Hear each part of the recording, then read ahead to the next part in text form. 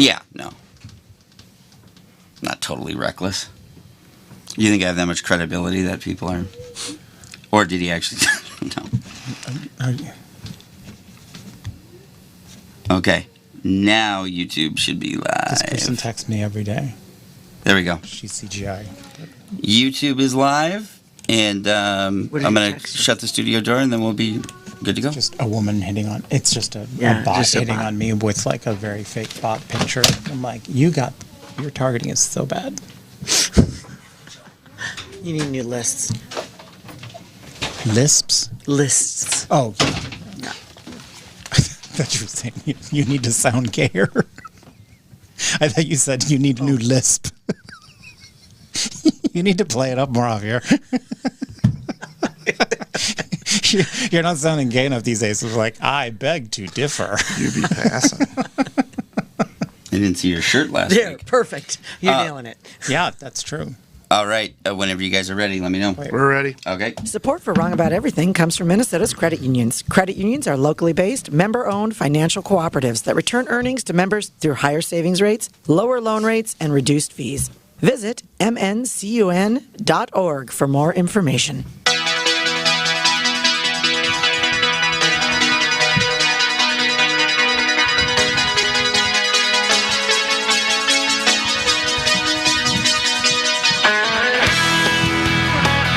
Hey, everybody. Welcome to another episode of the Wrong About Everything podcast. I am Republican strategist who is still up in the coconut tree, Brian McDaniel.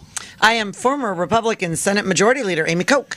I am Democratic strategist and suddenly revived Puerto Rican heat, Javier Murillo. And we are Wrong about everything. Well, we have a super great show. In theory, we would like to do more topics that are, a little bit more philosophical or evergreen about what's going on.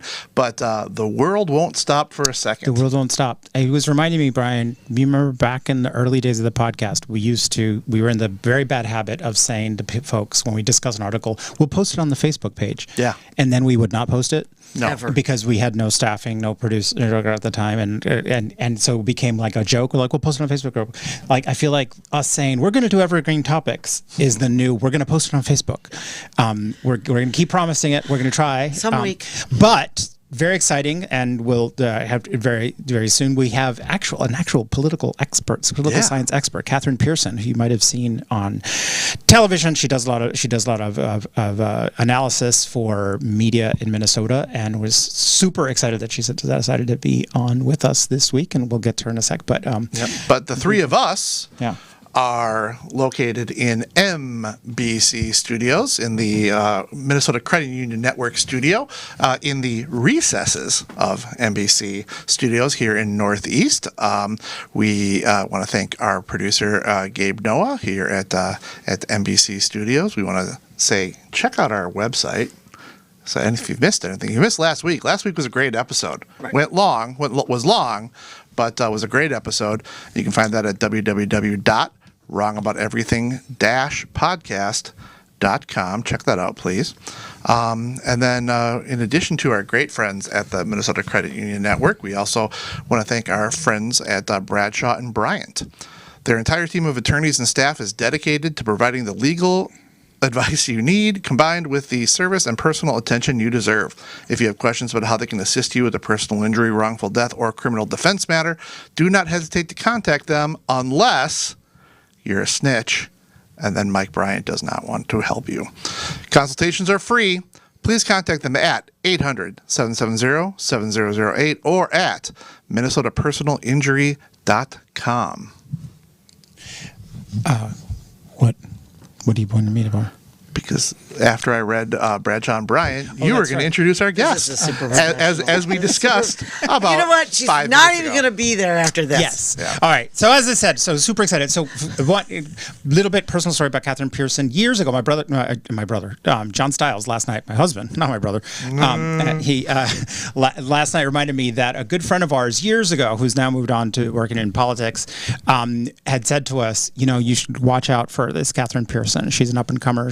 Her research is really smart and whatever. And then Kathryn Pearson suddenly broke through the juggernaut that was the trio of Larry Jacobs, David Schultz, David Schultz and Steven Schreiber, the three go-to pundits, and then suddenly we started seeing Kathryn Pearson on fresh TV. face. Yes, Fresh perspective. Actually, instead of reading her bio, I'm just going to bring her on and ask her about her work so people get to know. So welcome to Wrong About Everything, Kathryn. Thank you. It's super fun to be with you. Yeah, well, we're really excited to have you on. So that maybe actually, since we have a pretty nerdy crowd, folks at the Capitol listen to us, and so they might have seen you on TV, but maybe maybe tell us a little bit about your work in poli-sci, your expertise, what you're interested in your studies. Sure, I'd be happy to. So I actually got my PhD in political science from UC Berkeley many years ago. But before I got my PhD in political science, I actually worked on Capitol Hill for 5 years for both a Democrat and a Republican. So you could not do that today, but that is my backstory before I got my PhD in political science, with an emphasis on American politics, the U.S. Congress, elections, and women in politics. And so since then, after Berkeley, I was at Brookings for a little bit, then came to the University of Minnesota as an assistant professor, and I've published a book called Party Discipline in the U.S. House of Representatives, and many articles in journals about congressional parties, congressional committees, congressional elections, women in politics, sort of women in Congress, parties. So that is my research background, and I teach all those courses to undergraduates and PhD students as well. So American politics, the U.S. Congress, gender and politics, et cetera. So as you can imagine, I'm pretty excited to teach my courses this fall on campaigns and elections and women in politics. Well, and I've been on not like on Almanac the same episodes you've been on, not on this like the same panels and thing, but have you been doing a lot of punditry recently? I'm guessing you're in high demand. Yeah, summer is usually pretty slow when it comes to any of that, Almanac, the shows, but really, with the attempted assassination on a former President Trump's life, the Republican National Convention, and then, of course, all of the questions, drama surrounding President Biden, it's been a very busy summer in terms of media. Yeah, I would imagine. You have kids, right? I do. I have a 9-year-old and an 11-year-old. Yeah, and so you just got a puppy. I imagine your summers are normally when the kids get to see mommy more. Totally. I mean, summers, I do a lot of research in the summer, but it's a little more flexible and right. So my kids know a lot about what's going on, and I think they annoy their friends at camp talking about it. That's how we were growing up as well. That's true. It's true. Well, and before we get into the meat and potatoes of what we're doing, Javier, also I think that you're going to have a lot to kind of add to this, having been a DNC delegate for so long. So maybe just before we dive into it, let people know that a super delegate, which is really important. That's what the basis is of your knowledge about what we're going to talk about. Sure. So I was a delegate to the Democratic Convention in 2004, 2008, 2012, and 2016. In 2004, I was a Howard Dean person. We were like dated Dean, married Kerry, still sleeping with Edwards was our because I was an Edwards delegate to the convention, but like there was no such thing anymore. And then was a delegate for Obama twice, and then in 2016 I was a member of the DNC. I had been elected to be a member of the DNC for 4 years prior. And so had no way of knowing that 2016 superdelegates would be the thing. Yeah. And it became a real lightning rod of controversy because it was like the elites were choosing the president. Well, no, you sound like a Bernie person, but that's not what happened or what was happening. That was the controversy. That was the talking point. Yeah. Yeah, Come from a rural state. Right. Yeah. I'm not saying you were. I'm saying that was the controversy. Suddenly, you guys were the. Yeah, no, that was the, and so like the elites never pick the candidate. Right, you were the man. That's fine. No, that's all I'm saying. But yes, I was a superdelegate, and it was hell. And so I did not run for re-election to be a member of the DNC. So I'm very familiar with the conventions, the convention processes. Of course, one of the questions I had for you, Kathryn, right, is because like the modern to my mind convention is very different than like historically what conventions were. So like we went through all the same motions of like voting and all that sort of thing, but it's not an actual thing. So maybe we could start kind of there about like how conventions have changed. Yeah, absolutely. And to understand how conventions changed, we really need to think back to 1968, which is the last convention that, not the last convention, but Democrats also held in Chicago. And of course, in 1968, in March of 1968, President Johnson announced he wasn't running for re-election. And so that sort of threw everything up in the air. And his vice president, of course, Hubert Humphrey, is one of the candidates. Senator Eugene McCarthy is one of the candidates running on an anti-war platform. Humphrey is closely associated with President Johnson's actions in Vietnam, which are increasingly unpopular. Then, and Senator Robert F. Kennedy, of course, entered the race before LBJ dropped out. And so it was clear to President Johnson that he wasn't going to win re-election, even if he were nominated. So he steps aside, and then Kennedy is tragically assassinated. But in 1968, the Democratic Convention, there are protests outside on the streets, there are protests inside over Vietnam, over the candidates, and Humphrey wins the nomination, but not because he won a majority of delegates from voters in primaries. It was the classic smoke-filled room, and so Humphrey sort of put together at a brokered convention the nomination, but then of course went on to lose in a landslide to Richard Nixon in the fall. And so after that, Democrats said, we're going to reform our nominating process. There was a commission, the McGovern-Fraser Commission. Fraser, of course, there's an important Minnesota connection. Fraser, former mayor of Minneapolis, also member of the U.S. House of Representatives from Minneapolis. And so the McGovern-Fraser Commission said, we're going to change Democratic Party rules so that delegates are chosen in caucuses and mainly primaries to reflect the will of the voters, and then delegates will be pledged to the candidates they support. And so that was the birth of the modern system. Now, Democrats sort of had some on and off again years, and so after Jimmy Carter was defeated for re-election, that is when superdelegates or party leaders and elected officials became part of the process as well, to bring back party elites and party actors and elected officials into the process. But since 1972, it's really been voters in primaries and conventions that choose the nominee. This required, big change in party rules, some changes with state governments, state legislatures passed rules. And so Republicans sort of largely followed suit to adopt a similar but process, though with some important differences.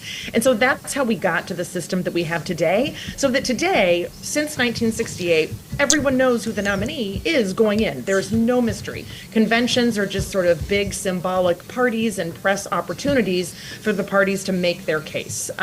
This year was a little bit different with Republicans. It had been since 1988 where we didn't know who the vice presidential pick was going into the convention. So there was a little bit of drama on the Republican side, but no real drama. Of course, everyone knew it was Trump, and there's a lot of drama on the Democratic side, but now actually less drama, as the AP has reported that Vice President Harris has the support of a majority of the delegates. And I can talk a little bit more about that. So can I ask about that then? Because you'd stated that the idea was after 1968 that the delegates and the election would basically happen in the primaries and the caucuses, and that those people would go and vote, which is exactly how the parties have been doing it.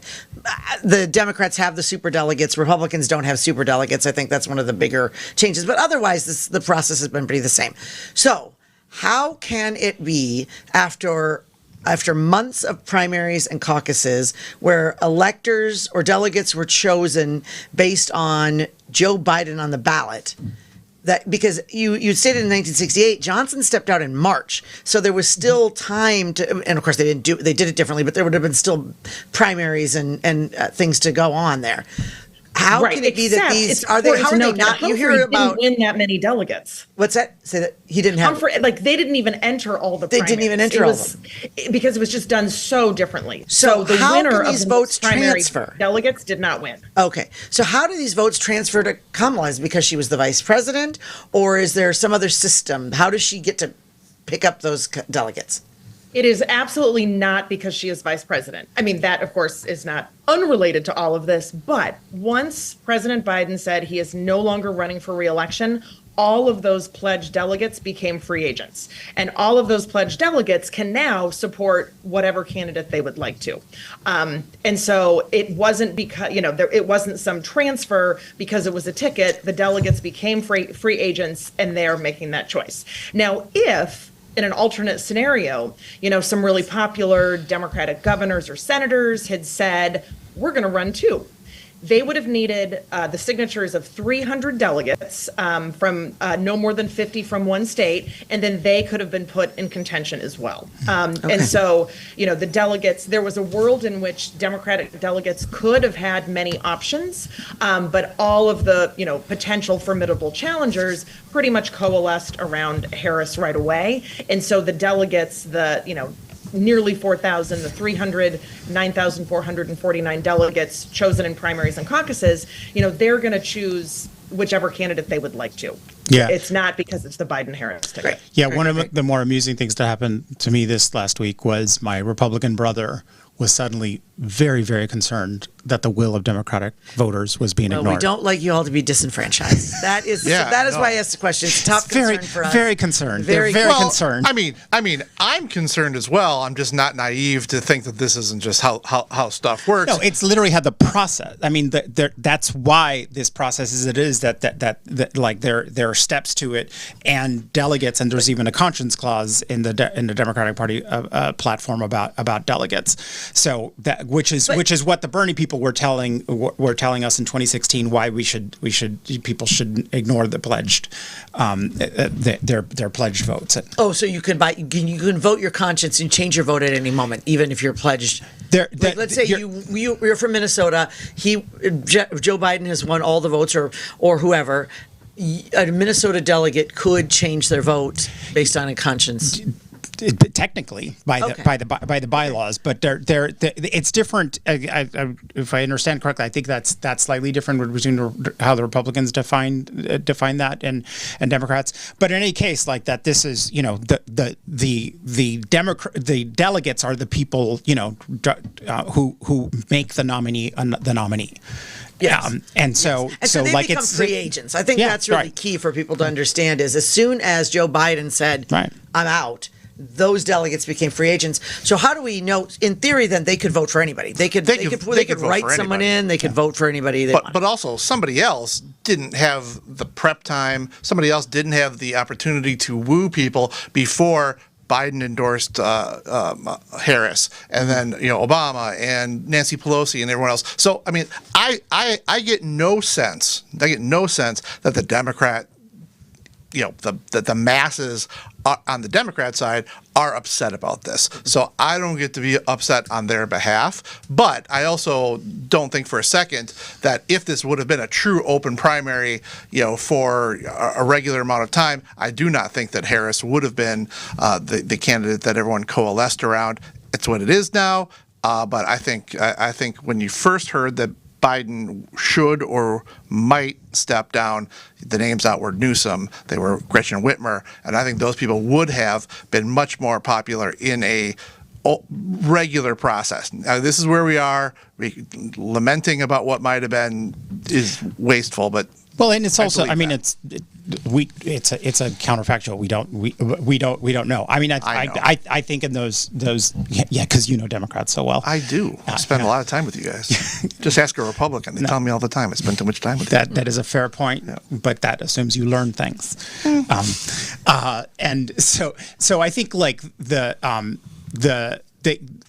what's interesting to me is I think she would have still come out, but probably come out really bruised in a primary process. And when all of this talk was beginning about the possibility of Joe Biden stepping down, I had in my head, I was like, this might actually work they could work in the best possible way, because with Kamala becoming this from a partisan perspective, Kamala becoming the nominee without a bruising primary, and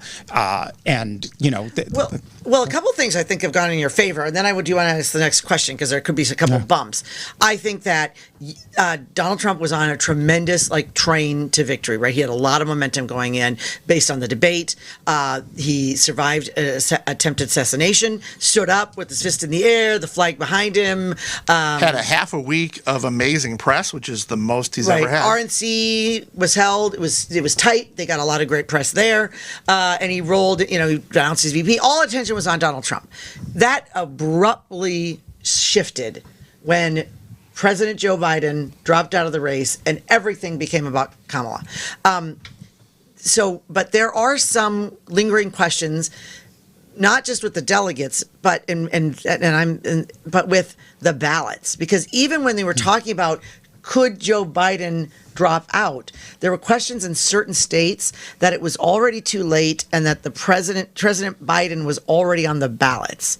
Kathryn, can you talk a little bit about that and what states? There's been a lot of attention. Hold on one second. I want to go back to the bruising contest really quick. Yeah.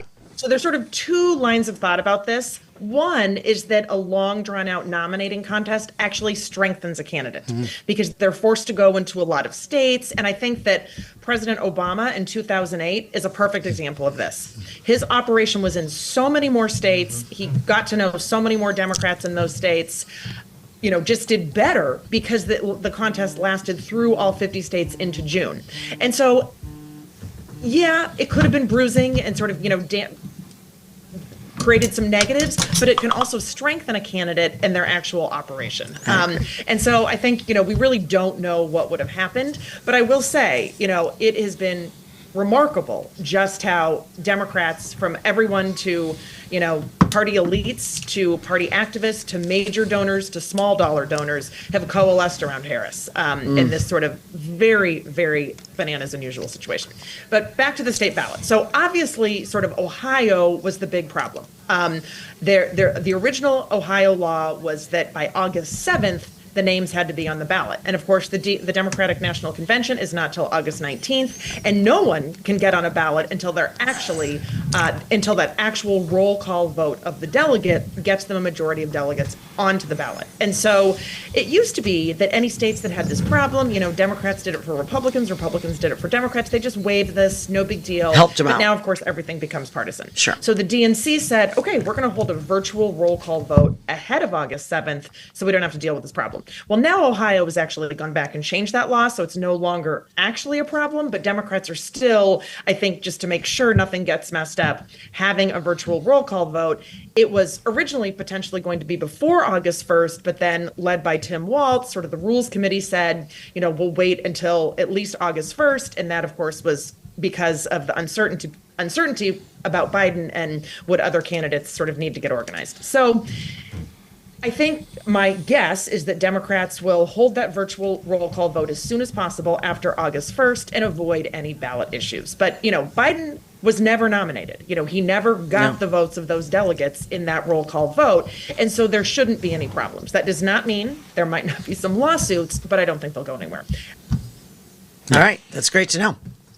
Yeah. And so I wonder if you could just give us a take. This is a very general question, but just about I think sometimes when we think in the Trump years, the word unprecedented was said probably every night on the news. It just felt like it was just a sense historically. I think sometimes that we think things are more different than they were or whatever.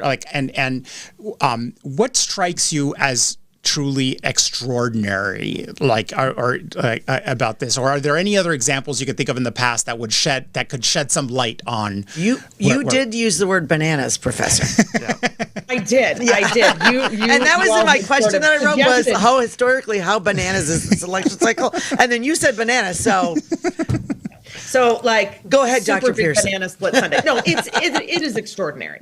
I mean, and the LBJ comparison really barely even works because the convention system was so different. You know, you didn't get delegates by winning them in primaries. There were primaries, but they were beauty contests. You know, the smoke-filled room, party leaders and delegates chose the nominee, and that's what happened in 1968. Party leaders, delegates chose behind closed doors. And so it's a totally different system now. And it's extraordinary because it's so late in the process, because the system that gets us our nominee, sort of, we already went through that system, and it's over, and there was no time to redo it, with certainly not with voters in primaries and caucuses, and really even with delegates. I mean, no candidate who might have any chance of being a real competitor to Harris had enough time to get up and running. That said, you know, it is also extraordinary the surge in support that Democrats are showing Harris in these early days. You know, financial endorsements, the polls are sort of starting to shift a little bit. And so I think it's been a real shot in the arm in terms of excitement for Democrats that I think some probably expected, but most people are surprised by the extent to which Democrats are really motivated at this point. And that doesn't mean, you know, that Democrats are necessarily going to win this election. It now means that this is a competitive election, instead of an election where Trump was very likely to defeat Biden. I think this makes it a truly competitive election that could go either way.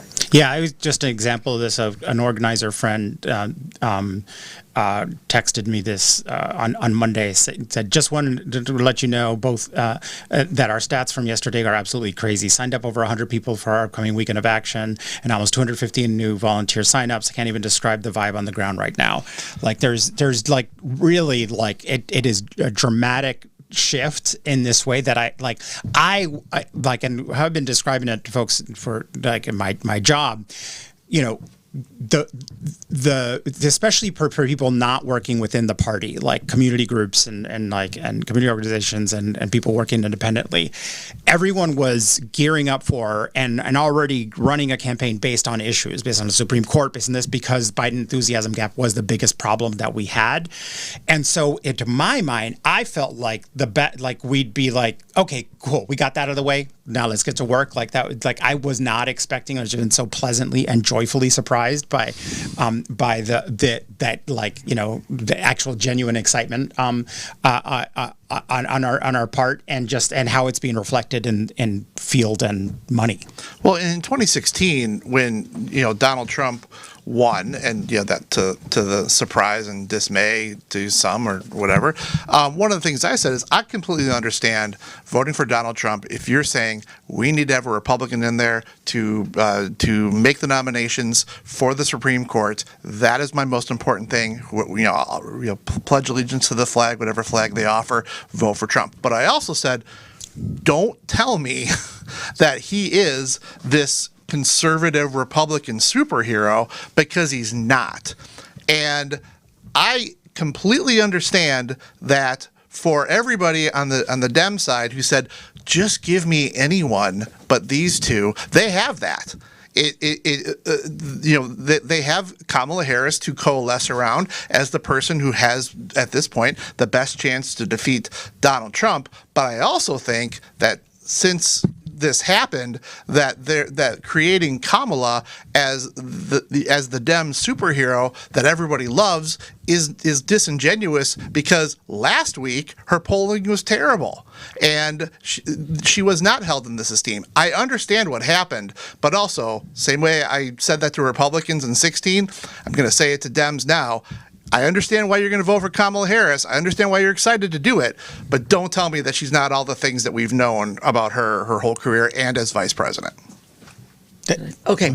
So, go ahead. Let you go ahead, Kathryn. I do, you know, one thing about polling today, which we really see in presidential polling, approval rates, et cetera, the partisan divide is as stark as ever. And, you know, we've seen this growing for years, but, you know, the extent to which Biden's approval ratings have always been just extraordinarily low among Republicans. And Trump's approval ratings were, of course, extraordinarily low among Democrats. I mean, the gap between Democrats and Republicans on polling and approval is just, you know, historically big. And so it is very hard for a sitting president or vice president of either party to sort of poll above 50% unless you do really, really well with independents because of the partisan nature of approval these days. That said, I do agree that Harris, we often see this sort of surge in decline with new candidates entering. And Harris, she's not new. She was an AG of a major state. She was a sitting senator on the Judiciary Committee. She's been vice president. So to those who are politically astute, she's of course quite well known. But I think a lot of people out in America who don't pay as much attention to politics will be learning things about her, and some will be really excited about what they learn and others will not be. Professor Pearson, we talked a little earlier about the different processes. Which process, the old or the new, do you think is more democratic? Well, small d Democratic. More democratic? Yeah. The system that we have, because more people are involved. That doesn't mean that I think it's necessarily the best system. And I believe in democracy. Because it can't always be that responsive. So political scientists back in 2016 predicted that Trump was going to lose based on polling averages, and predicted that after he lost, Republican Party elites were going to say, we need to reform our nominating process because voters in primaries chose Trump, and he was probably not the most electable general election candidate. And so we need to change our process so that party leaders can pick the candidate who has the best chance of winning in a general election. This was assuming that Trump was going to win and probably win badly. And obviously that didn't happen. Trump won. And so there were no reforms of the nominating process. But party leaders often have a better idea of what candidate will be electable in a general election and, hopefully also be a good president. But I think they're thinking more toward being electable than voters in primaries and caucuses. But that said, the current system is definitely more democratic in the sense that more people are involved. But the current system also privileges the early states, which are not necessarily, although Democrats and Republicans have tried to change it a little bit, not necessarily representative of the overall U.S. population. So there is no perfect system, but whenever there's a really flawed candidate, there are talks about reform so that party leaders have more say, not less. Because party leaders, despite the fact that parties are extremely strong in government and partisan identity is extremely strong, party leaders don't have a lot of say in this nominating process. Where is President Biden? I know that he's gonna speak. We've gotten tweets and letters and all that, but I mean, he's been in Rehoboth and now is back at the White House tonight. But I mean, has he addressed the American people? No, he's doing that. He's doing that tonight. That's coming tonight. That's coming tonight. Yeah, he called into a campaign office. I saw a news story about this that Kamala was speaking at. Called in there. It'll be interesting to see how he frames this tonight. I wanted to move a little bit to discussion of the vice president. Oh, well, okay. Can I ask? Well, I have a question still on the presidency. Okay. Okay. Okay. So, Kathryn, when I was 8, I decided I was going to be the first woman president of the United States. How's that working out for you? Yeah, well, we'll see. It's still not too late, which is amazing to me, to be honest. If you'd have told me in 2024 we'd still be waiting, I wouldn't have believed you. It served as first woman Senate Majority Leader in state history. It's been both. I mean, my focus has been particularly getting women elected in politics, so that's very important to me. Obviously Republican women in particular, but really just women in general. I think that it's been a long time coming where women have just not, despite being over 50% of the population, not fully represented. So my question is, this is not unprecedented to have a woman candidate as a party nominee. Obviously, Hillary Clinton broke that barrier in 2016 and did lose. But my sense is, and you can tell me if you think it's wrong or not, I feel like things have changed dramatically for women in politics, certainly in the last decade since I was in the legislature, and even since 2016. It feels like a shift. Even on a state level, we see, for example, Minnesota has now 3 of the 4 caucus leaders are women. So 3 of the 4 caucuses are led by women. There seems to be, and there was always this thought of, well, and then also a little bit about going into the VP. There's this discussion of, well, now Kamala has to have a man as the vice presidential candidate because, well, you can't possibly have 2 women on the ballot, despite the fact that we've had 2 men on the ballot over and over and over again. I hate that. It makes me insane. So maybe it hasn't gotten better. I guess my question is, we've now had, this will be our second woman major party nominee for president. We're still having some discussions, though, about how you can't have two women on the ballot. So is it better for women? My sense is it's improved, but we're not there yet. But I would argue that it has improved dramatically since 2016. I would completely agree with that. Since Hillary Clinton lost the presidency, she did win 3 million more popular votes, but of course she lost the Electoral College. Many more women and credible women have run. I mean, Amy Klobuchar, Kamala Harris, Nikki Haley, Elizabeth Warren. They've been serious contenders in the nominating process, and the climate is just different. I mean, the number of women elected at every level has increased, and the diversity of women elected at every level has increased. And then you can't sort of discount the impact of the Dobbs decision. And that, obviously strikes differently in both parties, but public opinion is, certainly, it's very clear that the Dobbs decision helped Democrats in 2022, and there's no reason to think it won't also help Harris specifically in 2024. She already has been, the White House sort of messenger on that issue, and so she's quite frankly just much more effective talking about the Dobbs decision than Biden has been. And so I think things have changed for women in politics pretty dramatically. However, I myself am thinking, like, what would a Harris Whitmer ticket look like? Would that be It's possible? almost like we can't contemplate. And I'm still not sure about We're that. not allowed to contemplate. So I wanted to ask you that because that was my dream ticket. Like I was, and then and to a person, everyone's like, that'll never happen. That'll never happen. Right. That'll never Why? happen. That'll never happen. Why is it never And I think one, she's an incredible. I saw her at the DFL dinner when she was here. She is an incredible communicator. Who is she? Gretchen Whitmer. Okay. Gretchen Whitmer.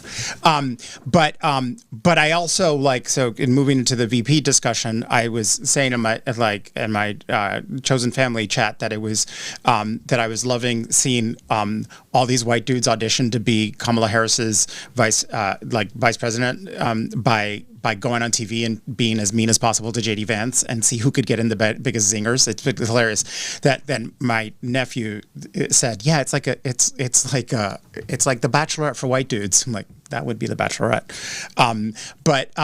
So that part of it, of all of this also feels very unprecedented. Like just picking how to go at this point, but I'm hearing you say that your gut was like that too, like that a Harris Whitmer ticket just seems not That doable. is my gut. Yeah. Political science research will tell you, in general, nominees look for partners in governing because the vice president doesn't usually make a huge difference electorally. There are sort of a handful of exceptions that are important, but in general, they're looking for a partner in governing. Just think about Trump and Vance, right? That was not an electorally minded ticket. That was sort of, two candidates who share a lot of ideological similarities. But this is different, I think, because of the unique circumstances surrounding it. So I do think, the auditions are between a lot of white governors and maybe a senator, mainly men who are more, perhaps in most cases, more moderate than Harris and have a distinct background, whether it's, sort of military service or, being an astronaut or whatever it is. So I do think that she is looking for a white male who will give that sort of demographic and experience balance. And so I think, sort of ideally for her, it will be a, sort of a Midwestern white male governor, different experience, different demographics, et cetera. Having said that, don't underestimate the importance of the partner in governing. And so I think our ability to predict who it will be, we really can't do that because we don't know what their individual chemistry is. We don't know how Harris looks at each of these, white men and thinks about okay, who would be my best partner in governing? Yeah. Because I think that's the most important factor beyond these demographic factors. I think that's a question that came up with people were like, well, why did Trump go with JD Vance? I think you're right. I think he was ideologically similar. I think that the age difference was a thing, right? With Trump now being in his 70s to have a not a Gen Xer, which he should have had a Gen Xer. We just keep getting skipped, but whatever. But to have a millennial and sort of I don't know, age down the ticket. I think he was picked because he used to hate Trump and became a convert, and that and then Trump would like that. And like remember then last go with Nikki Haley. Remember last. She's a woman. He's not great about women. But last year when JD Vance ran, Trump, in endorsing him, I think it was in the endorsement, but it was definitely on stage where he said, like, now he kisses my ass. Like, he likes people to be really subservient to him. But let's go down the Minnesota rabbit hole, because this is of course a Minnesota podcast, and Minnesotans would love to talk about ourselves. There's nothing we like more. Yeah, no. We would like the attention back on us. So let's indulge the Walz fantasy for a bit. So because he is one of the people who's talked about. He is one of the guys who like yesterday did a bang up job. I saw Matt Waltz on MSNBC. You saw the picture of Matt Waltz, and shame on them. But the person actually speaking was Tim Walz on TV. So well done, MSNBC. How does that compare? Choosing a VP who's currently a sitting governor versus or whatever, so just your thoughts on what is going into all of this. Yeah. I mean, I think that if Harris is excited about any of these sitting Democratic governors, particularly from states that are pretty distinct from California, that is a route she will go, because the executive experience complements her experience in the Senate, and I just think it makes a lot of sense. Couple that with a candidate who has a very different background than she does, and so Waltz was a teacher. Waltz was in the Army National Guard. All of Waltz's life experiences are different than Harris's. His sort of demographic profile is obviously very different. And he has been a very successful governor in the sense that the DFL has passed just a ton of policy in the last couple of years, which is something that he could really talk about on the campaign trail. However, despite the fact that Waltz has done a lot more nationally in the last year or so than he had before, and has, he's the head of the Democratic Governors Association, the co-chair of the Rules Committee, he is still not a household name nationally. I mean, he may be, known politically to those who pay attention to politics, but he definitely does not have the national profile that some of these candidates do, although it's not like most of those under consideration have a huge national profile either. Yeah, I mean, Cooper and Shapiro, who are by all reports are at the top of the list. I mean, Shapiro's new. Cooper is not a household name. Probably Mark Kelly is the most well known from Arizona because of his wife. But still not really. But still not. Yeah. So it's interesting. Yes, and Governor Walz, it's interesting because I think she wants someone more moderate. But Governor Walz also has a lot of progressive cred because the laws he signed into in the last couple of years with the trifecta have been really, he was touted by President Obama for hey, getting things done that the progressive wing of the party has been looking for years. So right, he can sort of point to both. School teacher from Mankato, sort of represented the first district, but yet also has been very effective at governing. So I think my dark horse prediction is Pete Buttigieg. I think they are known to get along really well.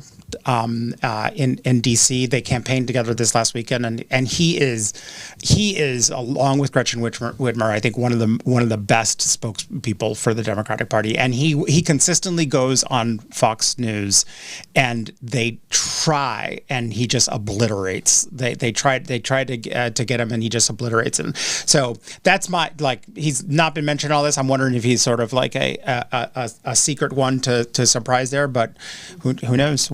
We'll be seeing. But Governor Walz would stay as the governor until if they were elected to president and vice president, so we wouldn't have that shakeup. Yeah, and then if that happens, my best friend becomes governor, which would be very weird. You're down the rabbit hole. I know. Friends, people are my boss who I work for a national organization is like, I'm like, oh God, I actually don't want it, because I just think of it's just different, like your friend becoming governor. Like, oh my God, that feels like so much emotional labor for me. Not to make the future of our democracy about me, but can somebody think of me for a second? But actually, she'd be fantastic. She'd be wonderful and all that. But yeah, we'll see. But yeah, I think we're Right? Anything? No. I think we're coming. Well, Kathryn, we are. Well, just but if Peggy wants a fat white guy to help balance out her ticket someday, you're available. Ding, ding, ding. Yeah, always. Because All right. you couldn't possibly have two women in charge. Lordy, lordy, lordy. No. Yeah. And for my Republican friends listening, I would tear it down from the inside. That would be my plan. Yeah. Not All a right. collaborator. So, Kathryn, I hope we can call on you some other time. We're just thrilled that you could be on. I'm just so thrilled that you've now entered you're the fourth in the pantheon of Minnesota political science. But first in our first, hearts. when And it the comes to in our hearts. the first in our hearts, and like, well, good Lord, it took a long time for it to be a woman. Jesus, it's like no Again, shade on the other again, guys, but oh how my long God, does it have to be, It was gentlemen? a long time before, like, Kathryn Pearson was like, oh, we finally, yeah. So you are a breath of fresh air, and we really appreciate your time, and thanks so much for being with us.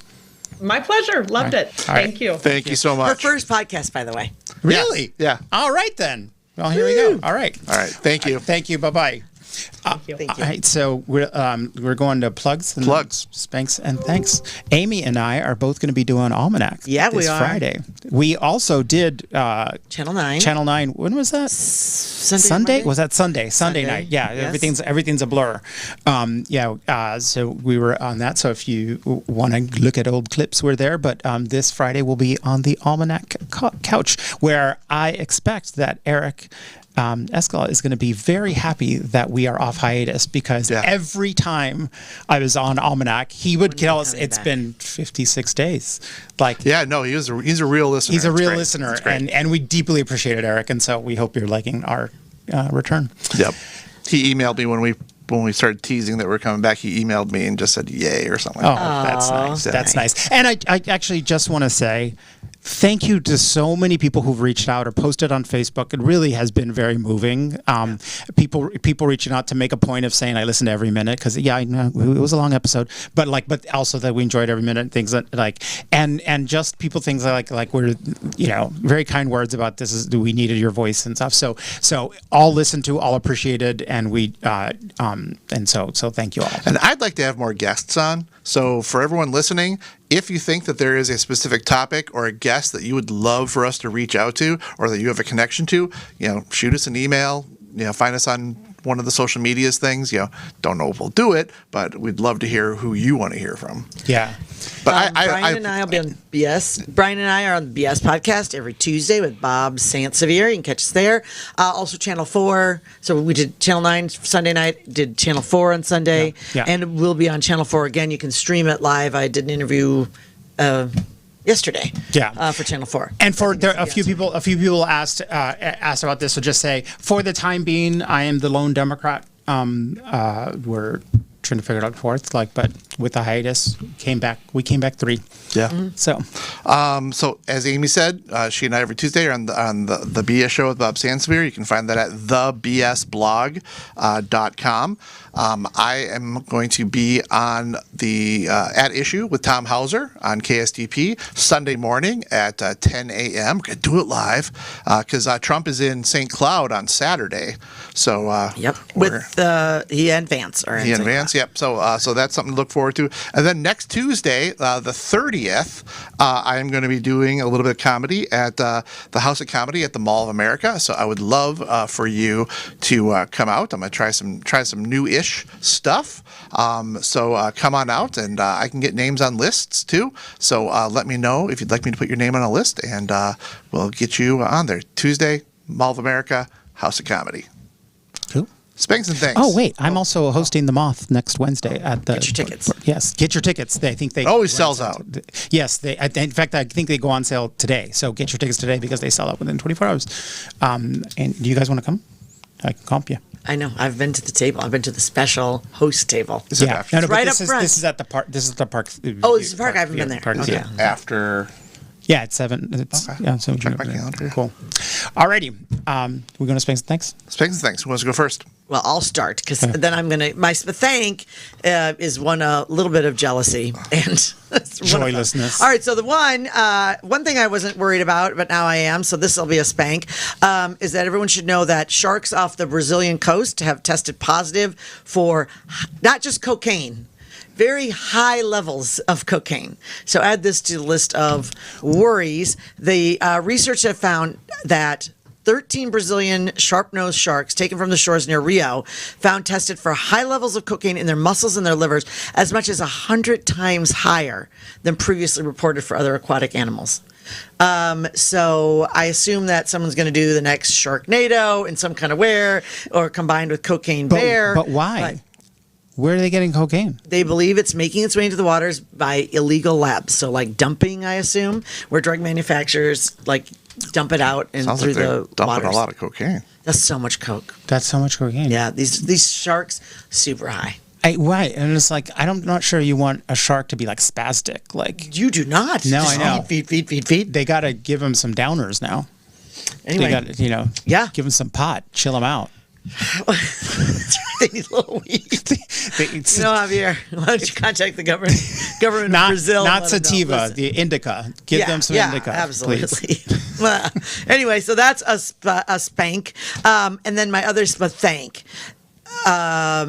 There's been a lot of discussion around the memes and Vice President Harris and her run for president. There's Coconut Tree and that she is brat. And Gen Z is embracing her candidacy in a fun way that often doesn't happen for Republicans. And so I am stipulating all of that. I am appreciating all of that. I'm a little jealous. We got to work on that, Republicans. But one thing I didn't love was in the article where, first of all, NPR does an explainer on what the coconut meme meant to the best of their ability. And they explained that this was something that the K-Hive developed very soon after realizing that President Biden was likely to step down.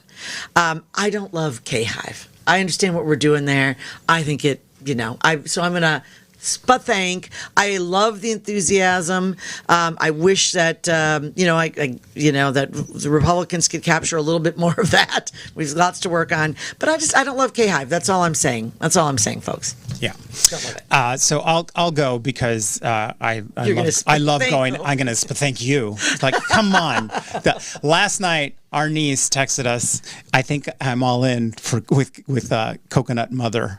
She's like, she's mother. She's mother. She's mother. She's mother. She's brat and mother, and these weirdos. No, make all the faces, Brian. It just helps us. Whatever. What I genuinely love about it. I mean, like, I felt like such a grandpa this week because I need an explainer on brat. I needed an explainer on coconut. I needed an explainer on like black jobs. I needed an explainer on so many things. I only felt better because this niece who said that to us last night, she's like, even I have had a hard time keeping it up because it's like been coming at us so fast. But it has been genuine and organic and quick and the best thing about it is just it's been joyful. How lovely to be for Democrats to feel joy again instead of relief. Joy relief. Doom. Joy relief. Yeah. But it's really it's really something. And then my spank, my double spank is speaking of Republicans like given a view to the past. So one, JD Vance got there was a resurfaced tape of him criticizing Kamala Harris as a politician because she hasn't had a biological child. I'll just quote Republican Elisa Farah. This JD Vance clip claiming childless people shouldn't be in politics is offending so many of my lifelong Republican friends. If you're a woman of my age, the most common thing my friends are dealing with is infertility, miscarriages, those struggling to get pregnant, or people who want to get married but haven't met the right partner. How dare you denigrate them and say they're not as valuable? I would add to that she became a stepmother to teenage daughters when she married, and there are many mixed families like that in the country, and that is how many people come into parenthood. Do you know what her children call her? Huh? Mamala. Yes, I know. It's because she adorable. didn't like stepmom. Yes, and then the second double of my spank talking about to the past is Annette Meeks this morning on NPR described. She said that Republicans' position these days is essentially Bill Clinton's. So I think most Republican leaders, ironically, are now where Bill Clinton was back in the 90s, which is they believe abortion should be safe, rare, and legal in certain instances. That is just false. There's not a Republican in the world who would phrase it that way. That is a lot of wishful thinking and a lot of there's very good reporter. Yeah, no, she's on the forefront of As goes Annette, so goes the nation. Yeah, that's said no one ever. And I like Annette. She's very fun and very funny and in the Almanac Green Room, but that is bananas. As Kamala Harris said like, people trying to say, they don't. Donald Trump doesn't want to enforce a national ban. He was or whatever. It's like, and what she said is like, we already have a national ban. And Donald Trump, who single-handedly overturned Roe v. Wade by stacking the Supreme Court. Now, all these absolute bans across the country, these women having to flee Texas, et cetera, those are Trump abortion bans. So y'all are going to have to try a little better. Separation of powers. Good. All right. Yeah, it would be nice if we had that. Yeah, we do. Okay, so I'm gonna shift gears here. I apologize for my spank is legitimately very sad, and I bring this up because we're in a political time right now. We're saying outlandish things left and right all the time, and for those of us in our world, we get so focused on politics, and it's always nice to talk to people who aren't in politics every once in a while to find out the stuff that we obsess over every day has very little bearing to their everyday lives, and we need to look inside ourselves and try to find our empathy and our humanity, because there's a whole world out there that has nothing to do with Donald Trump or Kamala Harris or any of the other players here. And so my spank is going to be to something called Batten disease. My high school best friend, who lives in Michigan now, has a lovely family, and his daughter just passed away. She was 13 of Batten disease, and there's a picture of her when she was younger up there. And this disease is so insidious because she was, for all intents and purposes, a healthy child for half of her life, and then this disorder kicked in, and I remember saying they figured out because she all of a sudden didn't know how to walk upstairs, and soon she wasn't walking, she wasn't talking, she wasn't eating, she wasn't doing anything, and she did pass, and I'm going to fly out to see him, but this really was kind of a check on me, because there are just real lives out there that are so much more important than some of this political stuff. It's important. It's our job. We care about it deeply. But how this little girl passed away was just very, very cruel, and my heart goes out to my buddy Dave and his family and all of that, because this was just terrible. So anyway, my spank is to that, and anyone who doesn't kind of realize that there is a whole world out there. I'm going to end on a happy note. I mentioned this last week, but last Friday I was down in my homeland of Chicago because my grandmother, Lottie White, turned 100 years old on the 19th. And I flew down there, was able to participate in her 100th birthday party.